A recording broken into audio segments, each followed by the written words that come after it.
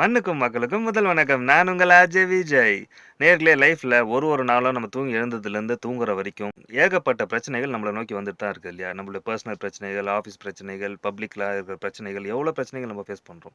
ஆக்சுவலாக இது எந்த பிரச்சனைக்கு நம்ம இம்பார்ட்டன்ஸ் கொடுக்கணும் அப்படின்னு பார்த்தீங்க அப்படின்னா, ரெண்டே டைப் தான். ஒன்று, ஒரு பிரச்சனை நம்மக்கிட்ட வருது அப்படின்னா அந்த பிரச்சனைக்கு நாம காரணமான்னு ஃபஸ்ட்டு பார்க்கணும். அது வந்து டைப் 1. ரெண்டாவது, இன்னொருத்தருடைய பிரச்சனைக்குள்ள நம்மள இழுக்கிறாங்களா? இது டைப் 2. ஃபர்ஸ்ட் டைப் பார்த்தீங்க அப்படின்னா, நம்ம பண்ண ஒரு தப்புனால தான் இந்த பிரச்சனை நம்மகிட்ட வந்திருக்குன்னு நம்மளுக்கே நல்லாவே தெரிஞ்சுது அப்படின்னா, 90% அந்த பிரச்சனைக்கு பொறுப்பு யாருன்னு பார்த்தீங்கன்னா நம்ம தான். ஸோ நம்ம என்ன பண்ணணும், அதை பற்றி அதிகமாக யோசிக்கணும். அதுக்கு என்னென்ன சரி பண்ணுறதுக்கான வேலைகள் எதுவோ அதை பண்ணி தான் ஆகணும். ஏன்னா இது நம்ம பண்ண பிரச்சனையினால வந்தது.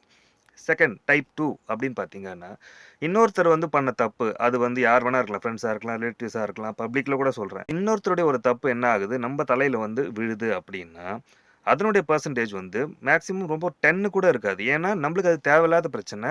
நம்மளுடைய சப்போர்ட் தேவைப்படுதுன்றதுக்காக நம்மக்கிட்ட அந்த பிரச்சனைகள் வந்து சேர்ந்துருக்கும். ஸோ இதுக்கு ரொம்ப அலட்டிக்கணுமா அப்படின்னா, கண்டிப்பாக அலட்டிக்க வேணவே வேணாங்க. அதை ரொம்ப தலையில் தூக்கி போட்டு நம்மளுடைய பிரச்சனை மாரி அதை டீல் பண்ணணுன்ற அவசியம் கிடையவே கிடையாது. அது யாராக இருந்தாலும் சரி.